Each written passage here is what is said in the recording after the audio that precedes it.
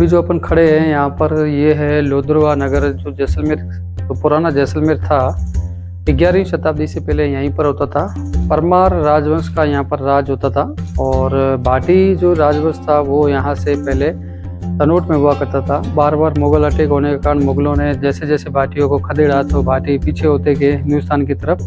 तो उन्होंने जब यहाँ पर परमारों को पराजित किया और जैसलमेर राजाओं ने यहाँ पर भाटी वंश की स्थापना की। राजा जैसल के पिता थे राजा भोजदेव, उनके द्वारा लोधरवा बसाया जाता है। उनके प्रथम शासक भाटियों के जो है वो उन्हीं को माना जाता है। तो ये जो लोधरवा था, ये 11वीं शताब्दी से पहले यहाँ पर परमार राजवंशों का राज होता था। उसी सिलसिले में अपन यहाँ पर देख रहे हैं कुछ मंदिर बने हुए हैं। यहाँ पर एक परमारों की राजकुमारी हुआ करती थी जिसका नाम मोमल था। उन्हीं मोमल की मेड़ी का ये एक हिस्सा है मंदिर का। वो एक बहुत बड़ी शिव उपासक थी। सुबह शाम अपने महल में सेवा करती थी। और महल के अंदर ये एक शिव मंदिर बना हुआ है। इसके जो पत्थर अपन देखेंगे, आप देख चुके हो पूरी तरह से गल गए हैं, लेकिन मंदिर आज भी काबिज है। यहाँ पर इस पत्थर की मूर्ति को, आप शिवलिंग को और नंदी महाराज को देखेंगे तो ये सब खंडित हो चुके हैं, क्योंकि बार बार मुगलों के यहाँ पर बहुत अटैक भी हुए थे। आप इस मूर्ति को देखिए। और ये त्रिमूर्ति बनी हुई है जिसके तीनों तरफ मुंह हैं, आप देख सकते हैं।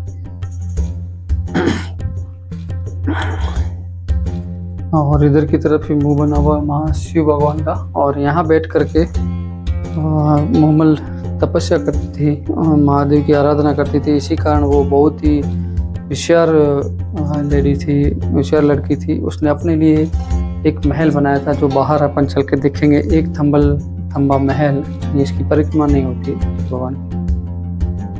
तो एक थंबा महल बनाया था। उसका महल तो पूरा गिर गया है, क्योंकि उसको मोमल को हुए भी कम से कम 1000 से 1200-1300 साल व्यतीत हो चुके हैं। तो 1200-1300 साल किसी भी बिल्डिंग का रहना बड़ा मुश्किल होता है। फिर भी ये जो अपने को देखने मिला है, ये अपना सौभाग्य है कि अपन ये देख रहे हैं कि उस जमान 1200-1300 साल पुराने महादेव जी का ये मंदिर है जो मोमल के द्वारा बनाया गया था। परमार राजवंश के जो राजा लोग होते थे उनके द्वारा बनाया गया था। और ये बाहर में मेरे हिसाब से यहाँ मूर्ति बनी हुई एक लेडीज की दिख रही है, जो माता पार्वती की भी हो सकती है। और यहाँ अभी जो गांव में लोधरवा में जो लोग रहते हैं वो लोड समाज के राजपूत लोग हैं, वो यहाँ पूजा अर्चना वगैरह करते हैं। अब इस मंदिर के परिसर से अपन जैसे बाहर आएंगे तो अपन को यहाँ सामने ये जो नदी दिख रही है, इसको पुराना जो नाम था इसका गगर नदी था, और उसके बाद इसको काक नदी के नाम से जाना जाता था। ये नदी मुल्तान सिंध क्षेत्र से आती थी, जिसकी उद्गम तो वैसे हिमाचल से होता था, फिर पाकिस्तान जाती थी, वहाँ से फिर वापस मुल्तान से पंजाब, पंजाब से हनुमानगढ़ होते हुए फिर ये तनोट के आसपास से होते हुए यहाँ रामगढ़ होते हुए यहाँ तक लोधरवा तक पहुँचती थी। लोधरवा से आगे फिर यही कुलदरा और खाबा तक जाती थी। ये नदी का परिसर, और नदी के किनारे महल बना हुआ। सामने आप छोटे से अवशेष देख रहे हो, वो जो है मोमल की मेड़ी है, उसको बोला जाता है। एक 4 थंबेला महल बना हुआ था जिसमें 4 बिल्डिंग थी। उसमें आपको कल अपन ने किले में बताया था उसके बारे में विस्तृत रूप से कि उन महल की खासियत क्या थी। पहले नीचे वाले पोर्शन में तो महल का गेट बना हुआ था, उसके आगे मोम के शेर बने हुए थे जो दिखने में ऐसे लगते थे कि वास्तविक शेर, इसलिए कोई महल में अंदर प्रवेश नहीं कर पाता था। जैसे ही आदमी को पता लगता था, या उस पहली जो शर्त थी ये मोमल की, उसको पार करके जब दूसरे महल में जाते थे तो उसमें एक बावड़ी बनी होती थी। तो महल, दूसरा महल था वो 40 फीट की ऊंचाई पे था, और उसका जो सुरंग थी वो नदी में शायद जाती थी मेरे हिसाब से। तो उसके अंदर एक छोटी सी बावड़ी बनी हुई थी, उसके बीच में एक पंखुड़ी बनाई हुई थी जिसके ऊपर पूरा फूलों का एक बेल लगा हुआ था, जो दिखने में ऐसा लगता है जैसे कालीन जैसा है। तो आदमी जैसे ही कालीन समझ के उसके ऊपर कहीं भी पाँव रख देता था, सेंटर में पाँव रखे बगैर, तो सीधा उस बावड़ी में गिर जाता था और शायद डूब के मर जाए, ऐसा कुछ सिस्टम था उसका। और तीसरा जो महल का पोर्शन था उसके अंदर उन्होंने शायद नीचे 80 फीट नीचे महल की हाइट हो जाती थी, उसके बाद नीचे कुआं बना के रखा था। और उस कुएं के ऊपर उन्होंने एक चारपाई रखी हुई थी जिसको कच्चे सूत के धागों से बना जाता, और उसके ऊपर एक बहुत आलीशान गद्दा लगा के रखते थे, इसके ऊपर एक बहुत सुंदर कालीन बिछा के रखती थी। और जैसे वो कोई मेहमान आता उसको बैठने के लिए बोलती थी, और उसके बाद जैसे वो बैठता था कच्चे धागे, सूत के धागे टूट जाते थे, और वो धागे टूटने के बाद वो सीधा कुएं के अंदर गिर जाता था, जिसके अंदर नीचे कीले लगी रहती, जिसमें एक प्रकार का विशेष प्रकार का जहर लगाता था। वो जहर आदमी के शरीर में फैल जाता था और आदमी खत्म हो जाता था। और चौथा जो महल पोर्शन होता था, महल का चौथा मंजिल, उसके अंदर वो मोमल खुद रहती थी। कहा जाता है मोमल शतरंज की, चेस की बहुत बड़ी खिलाड़ी थी। उसने ये शर्त रखी थी कि मेरे को जो भी शतरंज में हराएगा मैं उसी के साथ शादी करूंगी। ऐसा माना जाता है, किंवदंती है, ख्यात में भी ऐसा वर्णित होता है, क्योंकि जैसलमेर का जो इतिहास है उसको समय के अनुसार लिपिबद्ध करना बड़ा ही मुश्किल है। तो जैसा जानकारी मिली है ख्यातों से और जैसलमेर इतिहास के बारे में, उसके अनुसार उन्होंने 4 मंजिला एक थंबा महल बोलते हैं जिसको, एक ही पोर्शन में 4 मंजिल महल बना दिया। पहली शर्त इनकी ये थी कि मेरे से शादी करेगा, तो उन्होंने शर्त के अनुसार पहले महल के आगे मोम के शेर बनाए, दूसरे में बावड़ी बनाई, तीसरे में कच्चे सूत का धाग का पलंग रखा और चौथे में शतरंज जिसमें वो खुद रहती थी। जो भी इन 3 शर्तों को पार करके मेरे साथ आएगा और चौथी शर्त में मेरे को शतरंज से हराएगा, उसी के साथ मैं शादी करूंगी। तो कहा जाता है कि इनकी सुंदरता बहुत ही ज़्यादा थी। तो यहाँ के एक लोक कलाकार मंगनियार लोग होते जो गाने बजाने का काम करते, वो यहाँ से सिंध अमरकोट शहर में गए। तो उन्होंने मोमल की सुंदरता के बारे में बहुत सारे गाने गाए। तो वहाँ का राजकुमार था सोडा राजपूत, महेंद्र सिंह उसका नाम था।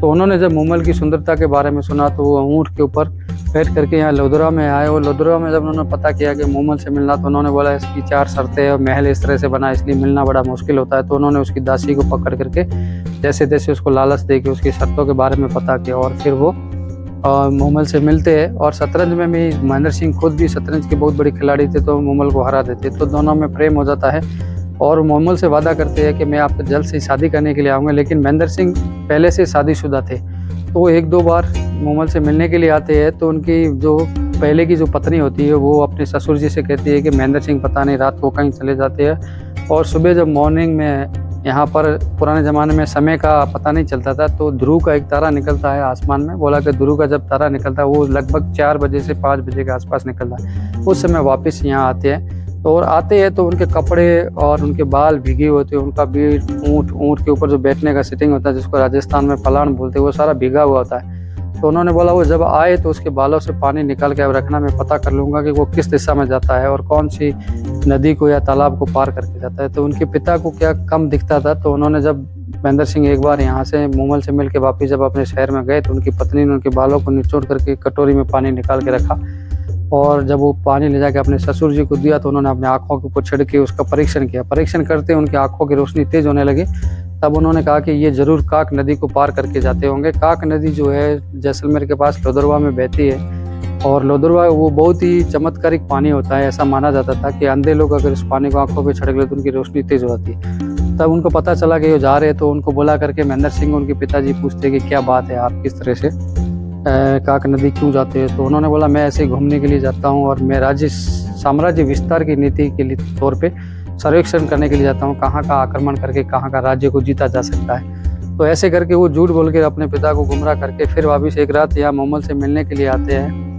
तो मोमल से मिलने के पहले उन्होंने कुछ शर्तें रखी हुई थी कि आप मेरे से प्रेम करती है तो मेरे सिवा कभी पर पुरुष से आप नहीं मिलोगी। तो मोमल की एक बहन थी सुमल जो ननियाल गई हुई थी। जब इन दोनों का प्रेम प्रसंग चला महेंद्र सिंह और मोमल का, तब तक वो यहाँ नहीं थे। जब वो वापस अपने ननियाल से यहाँ मोमल के पास अपने घर आई, तो मोमल ने उनको पता है कि इस तरह से हमारा प्रेम प्रसंग चला। तो उन्होंने बोला मैं भी देखना चाहूँगी। तो उन्होंने बोला आप यहाँ बैठोगी तो वो आएगा नहीं, ऐसा करते हैं आपको लोग कलाकार जो मंगनियार लोग होते हैं उनका जो कपड़े वो पहना देते हैं। यहाँ का राजस्थानी वेशभूषा जो जैसलमेर की धोती है, कुर्ता है, साफा पहना के उसको हारमोनियम पकड़ा दिया। बोला आप गाने की एक्टिंग करना और काजल से मूछे ऊँचे बना करके साफा पहना के उसको ऐसा लगे जैसे ये पुरुष बैठा है, मैं मोमल गाना सुन रही है। तो काफ़ी रात तक वो इंतज़ार करते हैं। उस दिन क्या होता है कि महेंद्र सिंह की पत्नी महेंद्र सिंह का जो ऊँट होता है जो सबसे तेज़ दौड़ता है उसको छिपा देती है कहीं पर। उन्होंने बोला इस ऊँट को छिपा देंगे तो ये जाएगा कैसे।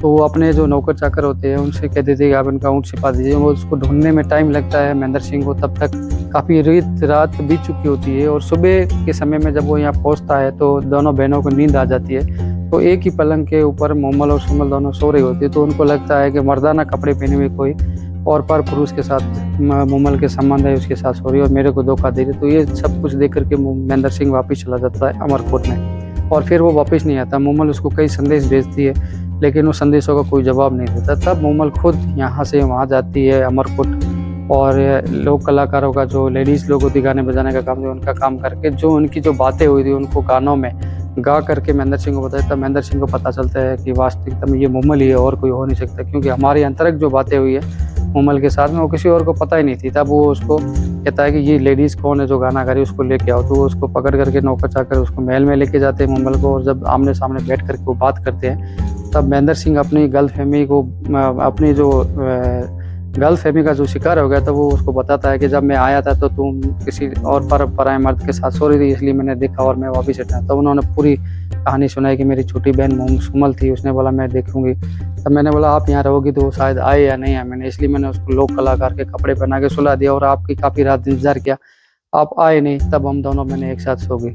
तो उन दोनों की गलतफहमी दूर जाती। वो कहता है मेरा ऊँट छिपा दिया मेरी पत्नी ने, मेरे को रात को काफ़ी खोजने के बाद मिला, उसके बाद मैं आया, तब तक काफ़ी समय व्यतीत हो चुका था। तो ऐसे करके वो जब दोनों मिलते हैं और दोनों गले मिल जाते हैं, तो दोनों के प्राण पखेरु उठ जाते हैं, जिसको बोलता है अमर प्रेम होता है। एक प्यार प्रेम होता है नॉर्मल तौर पे, एक वासना का प्रेम होता है, और एक अमर प्रेम होता है जिसमें दोनों आत्माओं का मिलन होता है, जिसमें वास्तविक जिसको प्रेम बोलते हैं, जैसे राधा और कृष्ण का प्रेम था, ऐसे ही भारतीय इतिहास में लैला मजनू का है, हीर रांझा का है, और जूलियट रॉबर्ट्स का। इनका प्रेम क्या है कि ये दोनों प्रेमी मिलते नहीं है ज़िंदगी में, और जब कभी इन दोनों का मिलन होता है तो जैसे ही दोनों एक दूसरे से गले मिलते हैं तो दोनों की डेथ हो जाती थी। वैसे ही मूमल और महेंद्र सिंह की डेथ हो जाती है, उनकी मृत्यु हो जाती है। उनकी स्मारक आज भी अमरकोट शहर, जो अभी सिंध पाकिस्तान क्षेत्र में है, वहाँ पर बने हुए हैं। और ये मूमल की मेड़ी है जिसकी खाली भग्नावशेष बच गई है, उसको नीचे का खाली पार्ट का कुछ नींवी का कुछ अवशेष है। आप देख सकते हैं सामने ये मूमल की मेड़ी है। जैसलमेर में मूमल और महेंद्र सिंह के बहुत बड़े गाने गाए जाते हैं, इनके ऊपर बहुत सारे लोकगीत भी बने हुए हैं। और यहाँ पर एक प्रोग्राम भी अब शुरू किया गया है जिसको डेजर्ट फेस्टिवल बोल रहे हैं, मरु महोत्सव बोलते हैं। मरु महोत्सव में कुंवारी लड़कियाँ होती है, वो मूमल की तरह ही राजस्थानी वेशभूषा में कपड़े पहन करके भाग लेती है कंपटीशन में। उसमें से एक लड़की को चुना जाता है, उसको मिस मूमल बोला जाता है। और वैसे ही राजस्थानी वेशभूषा में जैसलमेर की जो पारंपरिक वेशभूषा, उसमें लड़के कपड़े पहन करके और दाढ़ी और मूछें रख करके भाग लेते हैं। उसमें से एक लड़के को चुना जाता है, जो भी कम्पिटिटर होता है उनमें से एक को चुनते हैं, उसको मिस्टर डेजर्ट बोला जाता है। पहले मिस्टर महेंद्र सिंह बोला जाता है, फिर लोगों ने ऑब्जेक्शन किया तो फिर उसको मिस्टर डेजर्ट के तौर पर जाना जाने लगा। डेजर्ट का मतलब ही क्या होता है, रेगिस्तान का जो एक मुखिया होता है उसको।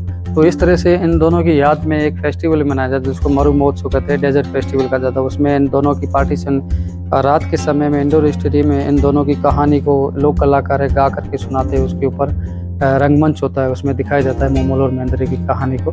तो अपन यहाँ अभी खड़े थे मूमल की मेड़ी के ऊपर। आपको मैंने विशेष तौर से उसके बारे में जितनी मेरी जानकारी थी उसके बारे में बताया कि मूमल की मेड़ी है, परमार वंश की राजकुमारी थी। परमारों को बाद में भाटियों ने हरा दिया और फिर भाटी वंश की स्थापना हो गई। जो अपन वहाँ से अंदर घुसे, जहाँ पर दीवार दिख रही है पुराने ज़माने के जो कुछ अवशेष बचे हुए बुरुजों के, छोटी मोटी नींव के पत्थर और कुछ बुरुज के नीचे की जो लाइनिंग बची हुई है, बाउंड्री वॉल, वो अपन देखने के लिए चलेंगे। और उसके अंदर जैन समाज के पार्श्वनाथ भगवान का मंदिर भी बना हुआ, उसका भी अपन विजिट करेंगे। तो आप इसको यहाँ पर समाप्त करते हैं, चलेंगे अपन।